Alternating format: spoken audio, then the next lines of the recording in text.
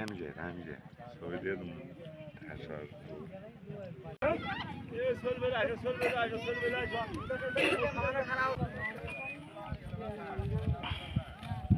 আমরা দীর্ঘ 25 বছর ধরে এখানে আমরা বসবাস করছি। এর মধ্যে কোনো ভাঙন ছিল না। এর আগে 88 সনে আমরা বিভিন্ন জায়গায় ছিলাম, কষ্ট করছি। এখন আমাদের স্কুল আছে, মাদ্রাসা আছে, মসজিদ আছে এবং প্রায় আমরা এখানে 5000 পরিবার বসবাস করতেছি। এখন এই অবস্থায় যদি আমার আবার নদী ভেঙে যায় তাহলে আমাদের অবস্থা কী, আমরা কোথায় যাব?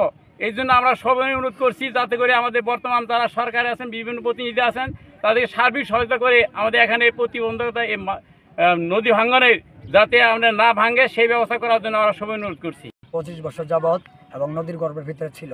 এখন সেই আমাদের এই জমা জমিগুলো আবার উঠছে। এখন কিন্তু আবার আমাদের এই নদী ভাঙন শুরু হয়েছে এবং আমাদের এখানে মিনিমাম 500 একর জমি আছে। যদি আমাদের এখানে বেড়িবাঁধটা না দেওয়া হয় এবং বস্তা যদি না ফেলানো হয় তাহলে এই জমিগুলো আমাদের থাকবে না এবং আমাদের কোথাও বাড়ি করার মতো অবস্থান হবে না। আমাদের এই এলাকায় ইতিপূর্বে ক্যাম্প ছিল, কিন্তু এই কিছুদিন আগে থেকেই শত শত বিঘা জমি নদীর কবলে নেমে গেছে। এখনও নদীর ভাঙন আছেই। যদি এই নদী ভেঙে আরও অগ্রসর হয় তা আমাদের থাকার কোনো বাসস্থান থাকবে না। এখানে আমরা অনেক লোক বসবাস করতেছি।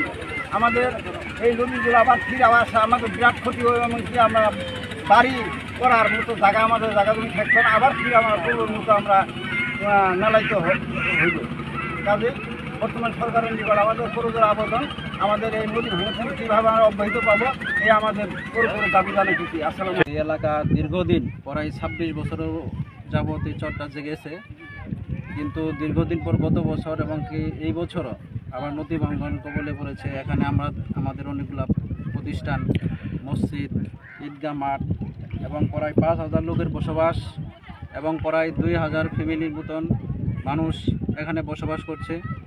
যদি আবার নতুন করে এই নদী ভাঙন রোধ না করা যায় তাহলে এখানে অনেকগুলো মানুষ বাস্তুহারা, বসতহারা, বাড়িহারা হবে। আমি সেজন্য ইউনো মহোদয়কে এবং পানি উন্নয়ন বোর্ড আমি তাদেরকে এবং সরকারি কর্তৃপক্ষকে আমি দৃষ্টি আকর্ষণ করছি অতি দ্রুত যাতে এই নদী ভাঙন রোধ কীভাবে করা যায় সে প্রয়োজনীয় ব্যবস্থা।